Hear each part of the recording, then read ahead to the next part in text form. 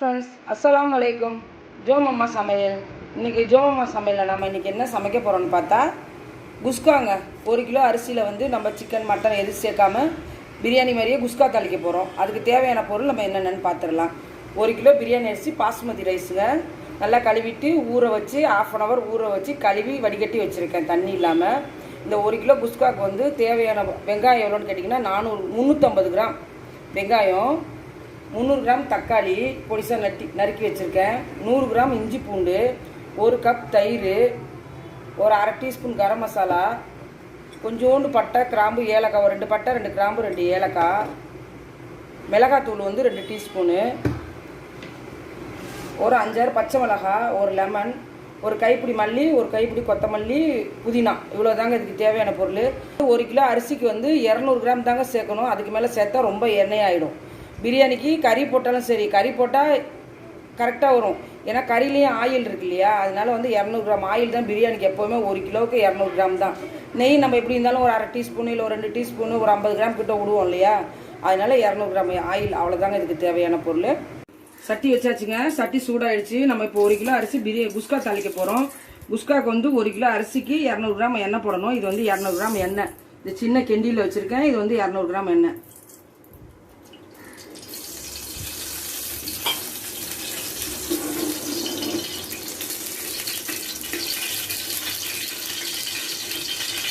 எண்ணெய் சூடாயிடுச்சுங்க. பட்டை கிராம்பு ஏலக்காய் போட்டுடலாம்.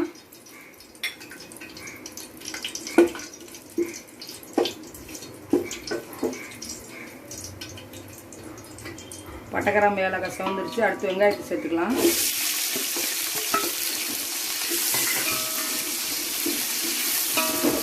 பிரியாணிக்கும் சரி குஸ்காக்கும் சரி 1 கிலோ அரிசி 150 கிராம் வெங்காயம் கண்டிப்பான முறையில் சேர்க்கணும். எப்போவுமேங்க 1 கிலோ அரிசி பிரியாணி செய்கிறோம், கறி போட்டு செஞ்சாலும் போடலைனாலும் இல்லை நம்ம இந்த மாதிரி குஸ்கா மாதிரி தாளிச்சாலுமே நம்ம 1 கிலோ அரிசினா 350 கிராம் வெங்காயம், 300 கிராம் தக்காளி, அதுதான் மசாலா. அது மாதிரி 100 கிராம் இஞ்சி, 100 கிராம் பூண்டு. இது கரெக்டாக போட்டாலே பிரியாணி டேஸ்ட்டு சூப்பராக வந்துடுங்க. வேறு எந்த விதமான மசாலாவும் தேவை. வெங்காயம் நல்லா செவக்கட்டும். நம்ம மூடி போட்டு மூடி வச்சிடலாம். வாங்க வெங்காயம் செவந்துச்சான்னு பார்க்கலாம்.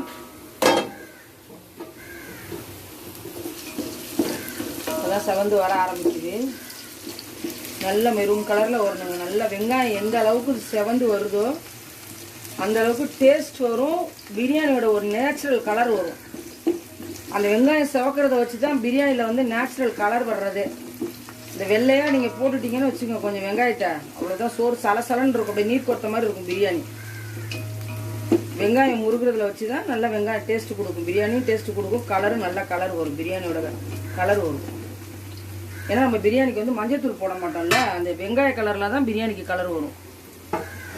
மூடிடலாம்.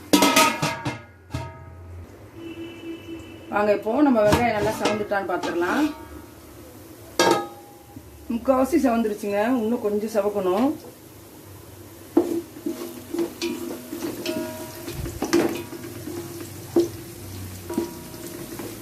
நல்லா மெரூன் கலர் வந்துருச்சு. இன்னும் கொஞ்சம் லைட்டாக வர வேண்டியது இருக்குது.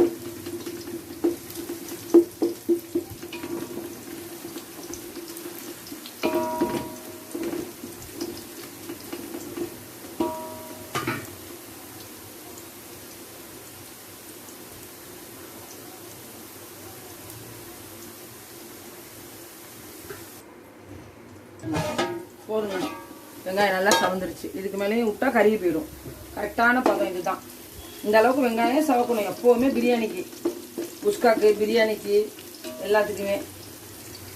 அடுத்ததான் நம்ம 100 கிராம் இஞ்சி, 100 கிராம் பூண்டு ஒன்றா போட்டு அரைச்சி வச்சுருக்கோம். அதை அப்புறம் சேர்த்துறோம். முதல்ல சேர்த்துறோம். ரெண்டாவது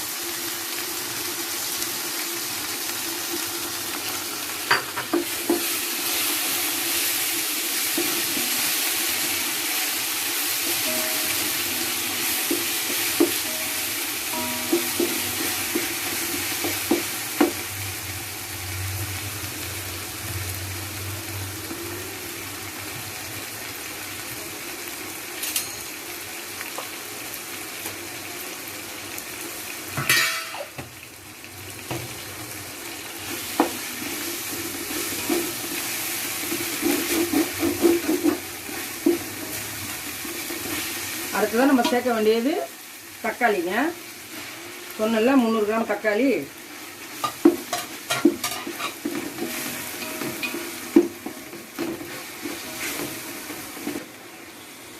தக்காளி நல்லா வேகட்டுங்க. நம்ம திறந்து பார்த்துக்கலாம் தக்காளி எந்த அளவுக்கு குக் ஆகிருக்குன்னு பார்க்கலாம்.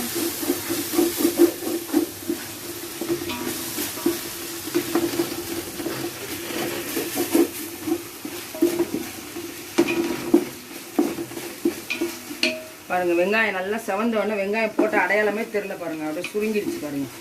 அதுதான் கிரேவி மசாலா வர்றதே. அதுதான் பச்சையே கொஞ்சம் வெங்காயம் வெள்ளையாக இருக்கையில் போட்டோம்னா கிரேவி வராது.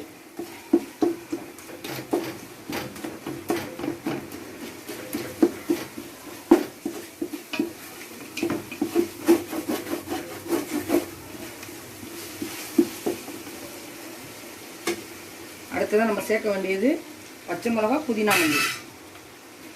ஒரு கைப்பிடி புதினா, ஒரு கைப்பிடி கொத்தமல்லி, ஒரு 5-6 பச்சை மிளகாய்.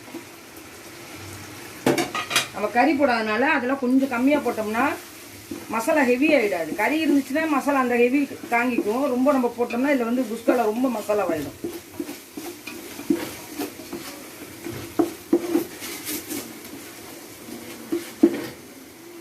அடுத்ததான் நம்ம சேர்க்க வேண்டியது ஒரு சின்ன கப்பில் 1 கப்பு தயிர்.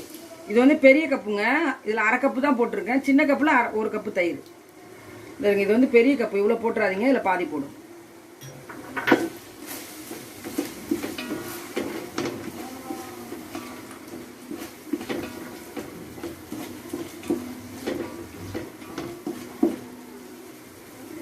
ஒரு 1/2 டீஸ்பூன் கரம் மசாலா. 1/2 டீஸ்பூன் தாங்க, ரொம்ப போடலை. கறி போட்டால் நம்ம 1 டீஸ்பூன் போடலாம். நம்ம கறி போடாமல் சும்மா தாளிக்கிறதுனால 1/2 டீஸ்பூன் கரம் மசாலா. கறி போட்டால் கம்பல்சரி 1 டீஸ்பூன் கரம் மசாலா போடலாம். அடுத்ததான் 2 டீஸ்பூன் மிளகாத்தூள். 1 2.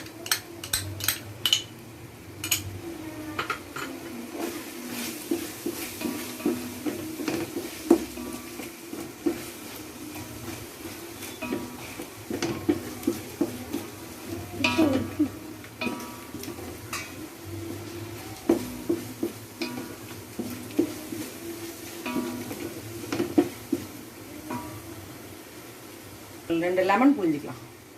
ஒரு லெமனை 2ஆ வெட்டி இந்த ஒரு லெமனை ஃபுல்லாக புழிஞ்சிடலாம்.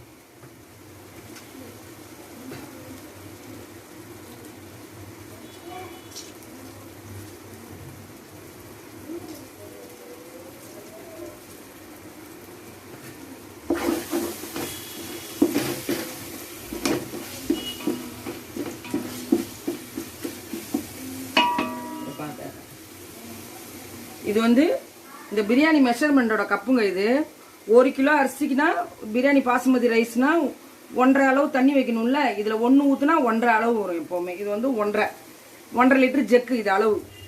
இதில் வந்து நம்ம 1 ஜெக்கு தண்ணி ஊற்றுறோம். ஏன்னா 1 கிலோ அரிசி போட்டிருக்கோம்ல, அவ்வளோதான். இதுக்கப்புறம் நம்ம தண்ணி சேர்க்கக்கூடாது. கரெக்டாக இருக்கும் இந்த தண்ணி.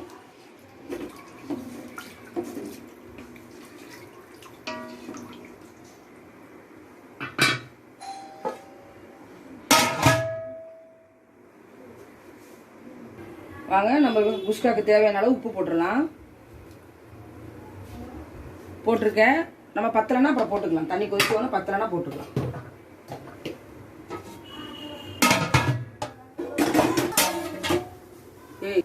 வாங்க, தண்ணி கொதிச்சுட்டா பார்க்கலாம். கொதி வந்துருச்சு தண்ணி. உப்பு கரெக்டாக இருக்கான்னு பார்த்துடலாம். ஏன்னா நம்ம இந்த நேரத்தில் உப்பு பார்த்துக்கிட்டாதான், அதுக்கப்புறம் போட்டால் சேராதுல்ல, கொஞ்சம் கஷ்டமாயிடும்ல. உப்பு கரெக்டாக இருக்கு. ஒரு நூல் கம்மியாக இருக்கு, போட்டுக்கலாம். போதும்.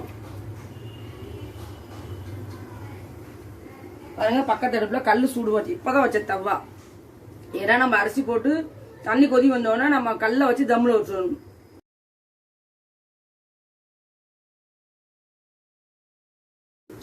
தண்ணி நல்லா கொதி வந்துருச்சு. அரிசியை நம்ம கழுவி வடிகட்டி வச்சிருக்கோம். நம்ம அரிசியை போட்டுடலாம்.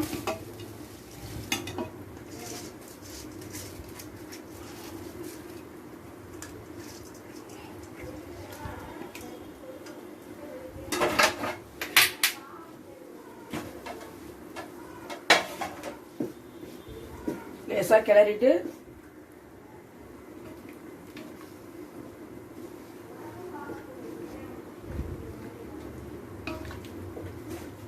லேசாக கிளறி விட்டு மூடிடலாம்.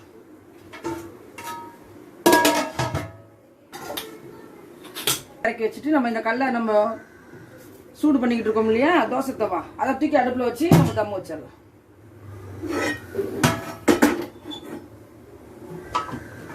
பிஸ்மில்லாஹ்.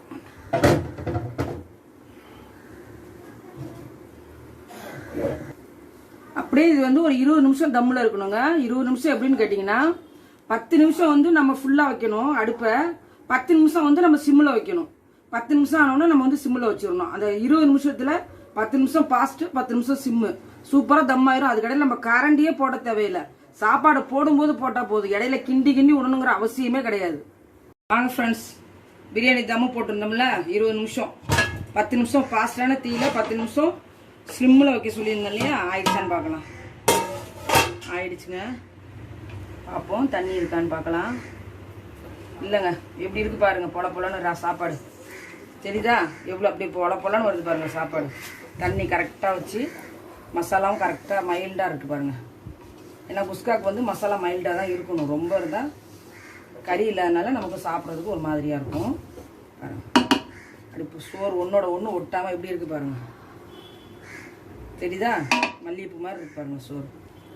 கலர் பார்த்தீங்களா எப்படி வந்திருக்குன்னு. மஞ்சத்தூள் மட்டும் எப்போவுமே பிரியாணியில் போட்டுறாதீங்க, போட்டிங்கன்னா பிரியாணியோட உண்மையான கலர் வராது. மஞ்சத்தூள் எப்போவுமே போடக்கூடாது. அவ்வளோதான். நம்ம ஒரு 5 நிமிஷம் அப்படியே மூடி வச்சுட்டு நம்ம எடுத்துடலாம். அடுப்பு ஆஃப் பண்ணியாச்சு, சும்மா மூடி வச்சுட்டு அந்த தம்முலேயே அப்படியே இருந்துட்டு நம்ம அப்புறம் போட ஆரம்பிச்சிடலாம். என்னங்க, குஸ்கா ரெடி ஆகிடுச்சு பார்த்தீங்களா. நம்ம 1 கிலோ அரிசியில் வந்து நம்ம குஸ்கா பண்ணோம் பாசுமதி ரைஸில். இது இந்த அளவுக்கு ஒரு சட்டியில் வந்திருக்கு. நம்ம வந்து டிஸ்பிளேயில் வைக்கிறதுக்காண்டி ஒரு பேசனில் கொஞ்சமாக எடுத்து வச்சுருக்குறோம். ரொம்ப டேஸ்டியாக உதிரியாக பார்க்குறதுக்கு நீளமாக ரொம்ப அழகாக வந்திருக்கு குஸ்கா. அப்படியே பிரியாணி தான், கறி இல்லை, அவ்வளோதான். அந்தளவுக்கு ரொம்ப ரிச்சாக ரொம்ப நல்லா வந்திருக்கு. இந்த வீடியோ உங்களுக்கு பிடிச்சிருந்தா லைக் பண்ணுங்கள், ஃப்ரெண்ட்ஸ் அண்ட் ஃபேமிலிக்கு ஷேர் பண்ணுங்கள், மறக்காமல் ஜோம் அம்மா சேனலுக்கு சப்ஸ்கிரைப் பண்ணுங்கள், பெல் ஐக்கானை கிளிக் பண்ணுங்கள். தேங்க்யூ. நம்ம அடுத்த வீடியோவில் சந்திக்கலாம்.